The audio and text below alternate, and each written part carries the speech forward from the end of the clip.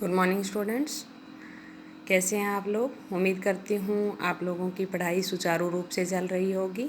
आज हम क्षितिज गद्य खंड का पाठ 2 लहासा की ओर करेंगे। इस पाठ के लेखक राहुल सांकृत्यायन हैं। सबसे पहले हम लेखक के बारे में जानते हैं। इनका जन्म 1893 ईस्वी में उत्तर प्रदेश में हुआ। इनका नाम जो था केदार पांडे था। 1930 ईस्वी में इन्होंने बौद्ध धर्म की दीक्षा ली, यानी कि बौद्ध धर्म इन्होंने ग्रहण कर लिया और तब से इनका नाम राहुल सांकृत्यायन हो गया। इनकी मृत्यु 1963 ईस्वी में हुई। ये पाली, प्राकृत, अपभ्रंश, तिब्बती, चीनी, जापानी, रूसी आदि अनेक भाषाओं के जानकार थे। इतनी सारी भाषाओं की जानकारी होना बहुत बड़ी बात है और इसका कारण ये था कि राहुल जी घुमक्कड़ी प्रवृत्ति के थे। ये अपना ज्ञान बढ़ाने के लिए अलग अलग देशों की यात्राएं करते रहते थे। इसी वजह से इतनी सारी भाषाओं की इन्हें जानकारी हुई। इनकी प्रमुख रचनाएं हैं मेरी जीवन यात्रा, दर्शन दिग्दर्शन, बोलगा से गंगा, भागो नहीं दुनिया बदलो, घुमक्कड़ शास्त्र। इसके अलावा इनकी एक विशेषता है यात्रावृत्त लेखन में राहुल जी का जो स्थान है वो अन्यतम है, मतलब इनका स्थान श्रेष्ठ माना जा सकता है यात्रावृत्त लेखन में। और इनका मानना था कि घुमक्कड़ होना अच्छी बात है, लेकिन मंजिल प्राप्त करना और मंजिल की तरफ बढ़ना ही एक घुमक्कड़ की सही पहचान हो सकती है। अब हम पाठ के बारे में जानेंगे लहासा की ओर। लहासा तिब्बत की राजधानी है। ये जो अंश है राहुल जी की प्रथम तिब्बत यात्रा से लिया गया है। राहुल जी ने 7 बार तिब्बत की यात्रा की थी और ये अंश प्रथम यात्रा से लिया गया है जो उन्होंने सन 1929-30 में की थी, नेपाल के रास्ते से की थी। उस समय भारतीयों को जो है तिब्बत यात्रा की अनुमति नहीं थी, इसलिए उन्होंने यह यात्रा एक भिखमंगे के छद्मवेश में की थी। इसमें तिब्बत की राजधानी लहासा की ओर जाने वाले दुर्गम रास्तों का उन्होंने बहुत ही रोचक शैली में वर्णन किया है। इस यात्रा वृत्तांत से हमें उस समय के तिब्बती समाज के बारे में भी जानकारी मिलती है। अब हम पाठ के बारे में पढ़ेंगे।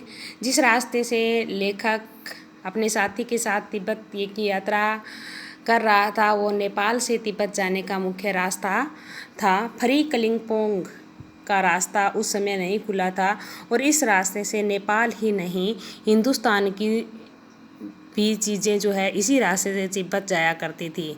मतलब ये व्यापारिक रास्ता भी था और सैनिक रास्ता भी था। इसीलिए जगह जगह फौजी चौकियां और किले बने हुए थे जिनमें कभी चीनी पलटन यानी कि चीनी सेना रहा करती थी। आजकल बहुत से फौजी मकान गिर चुके हैं। दुर्ग के किसी भाग में जहां किसानों ने अपना बसेरा बना लिया है वहां कुछ घर आबाद दिखाई पड़ते हैं, मतलब वहां पर लोग रहने लग गए हैं।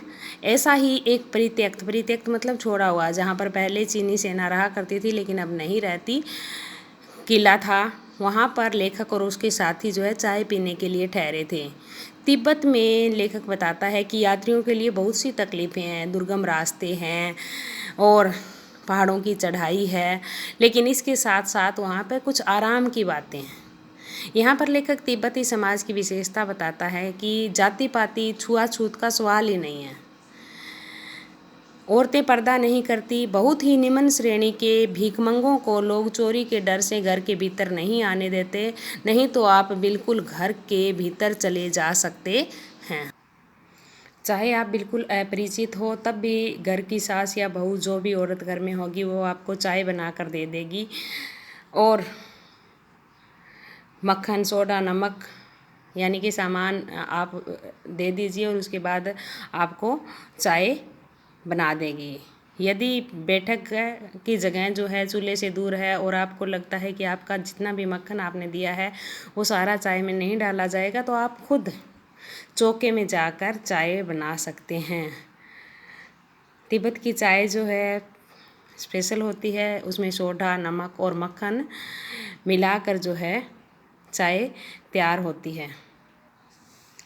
परित्यक्त किले से जब लेखक चलने लगा तो एक आदमी राहदारी मांगने आया। राहदारी आप आज के समय की बात से कहें तो टोल टैक्स कह सकते हैं। लेखक और उसके साथी के पास चिट बनी हुई थी, आज के हिसाब से हम पास कह सकते हैं। तो उन्होंने वह पास उन्हें दे दिए। उसी दिन लेखक और उसके साथी जो थे थोड़ला के आखिरी गांव में पहुंच गए थे। और ये जो गांव था, इस गांव में सुमति एक बौद्ध भिक्षु था जो लेखक के साथ यात्रा कर रहा था। उसकी जान पहचान के काफ़ी आदमी उन्हें मिले। भिखारी के भेष में थे लेखक और उसके साथी, जैसा कि हमने पाठ के शुरू में ही बता दिया था। उसके बावजूद लेखक और उसके साथी को ठहरने के लिए उचित स्थान मिल गया था। लेकिन लेखक बताता है कि दूसरी बार 5 साल बाद इसी रास्ते से लेखक और उसके साथी जो है लौटे। उस समय उन्हें एक गरीब के झोंपड़े में रात बितानी पड़ी। इसका कारण भी लेखक बताता है कि बहुत कुछ जो है उस समय लोगों की मनोवृत्ति पर निर्भर करता है। जिस समय हम जहाँ पर भी यात्रा कर रहे हैं, सामने वाले की मन की स्थिति कैसी है, उस हिसाब से हमारी आवभगत होती है। और उस स्थान के लोग जो थे, शाम के समय छंग नाम का एक नशीला पदार्थ है, उसका सेवन कर लेता है और फिर उनके लिए होश हवास दुरुस्त रखने का काम था वो मुश्किल हो जाता है। और इस बार लेखक और उसके साथी शाम के समय पहुँचे थे, भद्रवेश में थे, घोड़ों पर सवार थे, लेकिन फिर भी उन्हें जो है रहने के लिए स्थान नहीं मिला था। अब जो है लेखक को पार करना था डांडा थोड़ला। तिब्बत की अगर सबसे खतरनाक जगह कही जाए तो गलत नहीं होगा। समुद्र तट से इसकी ऊंचाई 16-17 हज़ार फीट है और दोनों तरफ जो है मीलों तक कोई गांव गिराव नहीं है। नदियों के मोड़ है, पहाड़ों के कोने हैं और उसकी वजह से बहुत दूर तक कोई आदमी दिखाई नहीं देता। पहाड़ों की वजह से, नदियों के वजह से रास्ते जो है टेढ़े मेढ़े हैं। और ये स्थान जो है लेखक कहता है कि डाकुओं के लिए सबसे अच्छा स्थान है। डाकू यहाँ आराम से छुपकर यात्रियों को लूट सकते हैं। तिब्बत में की कानून व्यवस्था के बारे में भी लेखक बताता है कि गांव में अगर कोई खून हो जाए तो शायद खूनी को सज़ा मिल जाती है, लेकिन अगर ऐसे निर्जन स्थान पर खून हो जाता है तो उसकी कोई ख़ास जांच नहीं की जाती, क्योंकि तिब्बत में पुलिस विभाग पर और खुफिया विभाग पर कोई ज़्यादा खर्च नहीं किया जाता था। और ऐसे स्थान पर दूसरी बड़ी बात यह है कि गवाह मिलना भी बहुत मुश्किल है। डकैत जो थे वो पहले आदमी को मारते थे, उसके बाद देखते थे कि उसके पास पैसा है या नहीं है। इसका भी कारण था क्योंकि उस समय तिब्बत में हथियार का कोई कानून नहीं था। जिस तरह से हथियार का कानून कहने का मतलब है कि जैसे हमें अगर कोई हथियार लेना है तो उससे पहले हमें लाइसेंस बनवाना पड़ता है, सरकार से एक तरह से मंजूरी लेनी पड़ती है कि हमें हथियार की आवश्यकता है और उसके बाद हमें हथियार मिलता है। लेकिन तिब्बत में ऐसा कोई कानून नहीं था। जिस तरह हम लाठी लेकर घूमते हैं, बिल्कुल वैसे ही तिब्बत के लोग बंदूक पिस्तौल लेकर घूमते थे। डाकुओं को भी डर था कि अगर उन्होंने लूटने से पहले व्यक्ति को मारा नहीं तो उनकी जान को भी खतरा हो सकता है।